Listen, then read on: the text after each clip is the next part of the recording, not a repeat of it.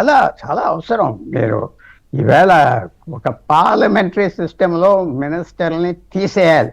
ఇన్ఎఫిషియెంట్గా ఉంటే chief minister తీసేయాలి, కరప్ట్గా ఉంటే తీసేయాలి, వాళ్ళు కుట్రలు చేస్తూ ఉంటే తీసేయాలి.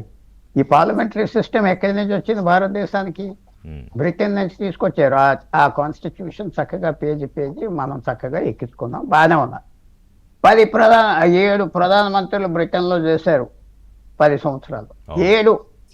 ఇక్కడ ఒక మంత్రి ఒకసారి ఎక్కాక మళ్ళీ దిగరు. బాగా పొగిడి మేనేజ్ చేసి ఆ కోర్టు రీల్ చేసి ఉంటాడు. అది చాలా పొరపాటు. ఇప్పుడు ఒక చిన్న విషయం చెప్తా. ధర్మేంద్ర ప్రధాన్ 2014లో మంత్రి స్టీల్ మినిస్టర్ చేశాడు, పెట్రోలియం మినిస్టర్ చేశాడు, స్కిల్ డెవలప్మెంట్ చేశాడు, ఎడ్యుకేషన్ చేశాడు. ఈ ఎక్కడైనా ఏమన్నా చేసేదో పేరు వచ్చిందా? పోనీ ఒక అమిత్ షా లాగా, పోనీ ఒక రాజ్నాథ్ సింగ్ లాగా యుద్ధం బాగా చేసేదని ఎక్కడో చోట ఎక్కడా లేదు. అతన్ని తీయరు. ఈవేళ మన గఫూర్ గారు అందరూ ఏదో తీరు. ఎందుకు తీరంటే అతను తీసేస్తే ఏదో చెడ్డ పేరు గవర్నమెంట్కి వస్తుంది అంటే ఎకనాలెడ్జ్ చేసినట్టు అవుతుందా? అవుతుంది. తీసేయాలి కానీ తీరు. ఇన్ఎఫిషియెంట్ మినిస్టరు మంచోడే, బాగానే ఉంటాడు, రిసౌడు అంతా నిండుగా ఉంటాడు మనిషి. కానీ ఇంత పెద్ద దేశానికి స్టీల్కి ఏం చేశాడు చెప్పండి? పెట్రోలియంకి ఏం చేశాడు? ఏం చేయలేదు. ఒకటి తీరు. హర్దీప్ పూరి అన్నారు. హర్దీప్ పూరి అసలు అతను వెంటనే తీసేయాలి. అతను అరుణ్ జైట్లీ గారు భిక్షతో మంత్రి అవ్వాడు, ఎంపీ అవ్వాడు, ఫారెన్ సర్వీస్ నుంచి రిటైర్ అవ్వాక.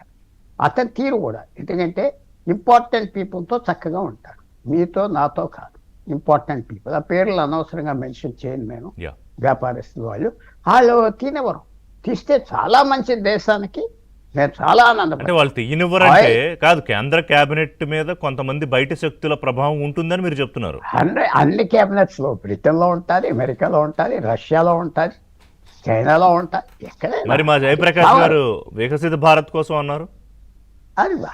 అది నేనే కాదన్నాను. మంచి ఐడియా. మోడీ గారు నేనేం విమర్శించలేదు, ట్రై చేస్తున్నారు. కానీ ఇలాంటి శక్తుల్ని తీయటం చాలా కష్టం. ఎందుకంటే వాళ్ళ లాబీస్ ఆల్రెడీ ఉంటాయి, తీయాలి. తర్వాత ఇంకో పాయింట్ కూడా మీరు ఆంధ్ర తెలంగాణ కూడా మార్చి చెప్పారు. మనకి 140 మంది ఎంపీలు ఉన్నారు, 545లో 12 మంత్రులు ఉన్నారు అన్ని పార్టీలు. మనకి 1/4 ఉండాలి. ఏ మినిస్టరు, నేను అంటున్న మాట చాలా మంది కోపం వస్తాయి, 5 మంత్రులు ఉన్నారు కర్ణాటక నుంచి. కుమారస్వామి తప్ప మిగతా పేర్లు ఏమన్నా మీరు చెప్పగలరా? చెప్పలే. అయితే తమిళనాడు మినిస్టర్ పేరు చెప్పగలరా? కేరళ మినిస్టర్ పేరు చెప్పగలరా? ఇది స్టాల్వర్డ్స్ కావాలి. మోడీ గారికి మంచి అవకాశం. దక్షిణాది నుంచి స్టాల్వర్డ్స్ తీసుకోవాలి. మాజీ ముఖ్యమంత్రిలో ఆ లెవెల్ మనుషులు తీసుకుంటే వాళ్ళ పార్టీ పెరుగుతుంది, అండగా ఉంటుంది. ఒక యాంకర్ లాగా మనకి దొరుకుతారు పాలిటిక్స్లో. అది చేస్తారని ఆశిస్తున్నా. ఎందుకంటే ఇది ఒక మంచి అవకాశం. తెలంగాణపై కూడా కొంత ఇప్పుడు పొలిటికల్ ఫోకస్ ఉంది కాబట్టి మేబీ ఛాన్సెస్. తెలంగాణ మీద లేదమ్మా, మొత్తం ప్రక్షాళన అంతా వాళ్ళు చెప్తున్నారు కదా. రామచంద్రరావు చెప్పారు. 8 ఎంపీలు వచ్చారు, మోడీ గారి ఇమేజ్ మీద వచ్చారు అంతే. మోడీ గారు అంటే మంచి రెప్యుటేషన్ ఉన్నది. 80 ఎంపీలు ఇచ్చారు జనం వాళ్ళే తెలంగాణ. సో ఈ చేంజ్ రావాలి. క్యాబినెట్ రీషఫుల్ చాలా ఇన్ఎఫిషియన్సీ ఉన్నది. కానీ తీయటం భయపడతారు.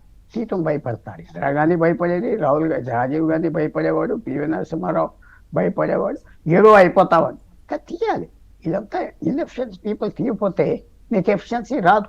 మిగతా వాళ్ళని ముంచేస్తూ ఉంటారు. Cabinet reshuffle. క్యాబినెట్ ఏంటి సిస్టమ్?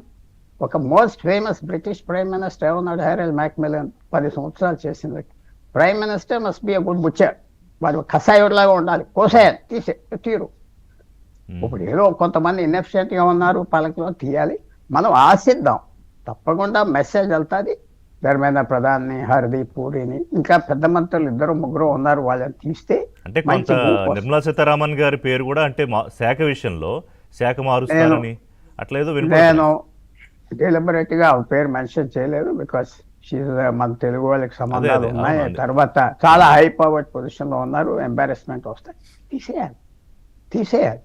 ఇది ఒక ఎకానమీ. పీయూష్ గోయల్ బ్రహ్మాండంగా ఉన్నారు మంత్రి. Amit Shah is done a good job ఆయన పోర్ట్ఫోలియో వరకు. రాజ్నాథ్ సింగ్, జయశంకర్ ఉన్నారు. కొంతమంది మీడియా బేబీస్ అస్తమానం మీడియాలో కూర్చొని వాళ్ళే మాట్లాడతాం, ఏదో చేసేస్తున్నాం, ఇది చేస్తున్నాం, అది చేస్తున్నాం, చాలా తెలివితేటలుగా చేసి. మొన్న ఫుర్ గారు చెప్పినట్టుగా 400 కాదు, 300 కాదు, 240 ఎందుకు వచ్చింది? ఫెయిలియర్ ఆఫ్ గవర్నెన్స్, పరిపాలన ఫెయిలియర్. ఏదో పెద్ద కారణాలు లేకపోతే రాజ్యాంగాలు, పరిపాలనలో ఫెయిల్ అయ్యారు, వ్యవసాయంలో ఫెయిల్ అయ్యారు. దాదాపు 40% మంది దేశంలో వ్యవసాయం మీద ఆధారపడతాం. వ్యవసాయం ఫెయిల్ అయ్యారు, ఆదాయాలు పెరిగారు. చేయాలి అని ప్రమాదమైన సక్సెసెస్ ఉన్నాయి, కాదంటలేదు. కానీ సో ఇదొక అవకాశం తీసుకుంటారా? 12 సంవత్సరాలు బట్టి కొంతమంది మంత్రులు ఉన్నారు. దేనికి? తీసేస్తే ఏమవుతుంది? 3 సంవత్సరాలు ఉన్న ఎంపీగా ఉంటారు, పోతారు. ఎక్కడ పోతారు? ఎక్కడ పోరు, అలా కొసుగా ఉంటారు అంతే. అది ఆయన అదే. దాంతోపాటు మీరు కూడా ఇంకో మాట్లాడకపోతే వాళ్ళు పెద్ద మార్పులకు వెళ్ళారు అనుకోండి, గవర్నెన్స్ పోతుంది. ఏదో డీలిమిటేషన్ పెట్టి గవర్నర్ల మార్పు కూడా ఉన్నట్టుంది కదా. గవర్నర్ ఉండొచ్చు, గవర్నర్ ఇమ్మెటీరియల్.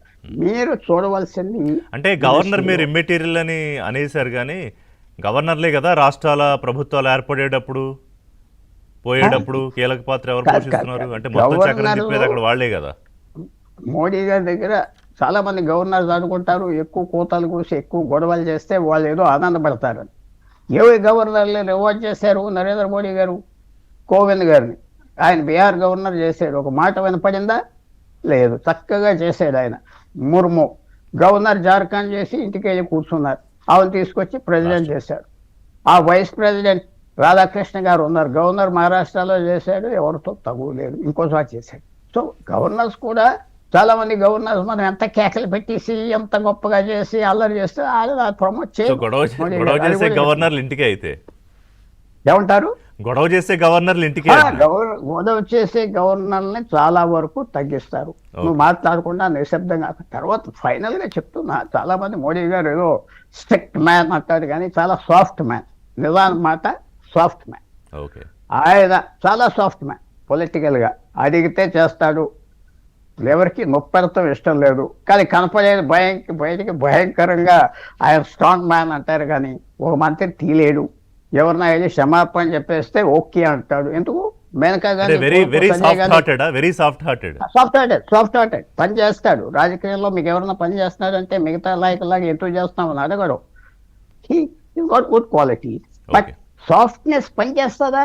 బయటికి కనపడేది పాలసీలో వేరు. మనుషులతో సంబంధాలు ఉన్నప్పుడు సాఫ్ట్, అది ఉండకూడదు అంటదా నేను. చాలా స్ట్రిక్ట్ గా తీసేయాలి. ఇంత పెద్ద దేశానికి పెట్రోలియం ఫెయిల్ అవ్వేవి కదా, తీసేయాలి. రైట్, ఒక బ్రేక్ తీసుకుందాం.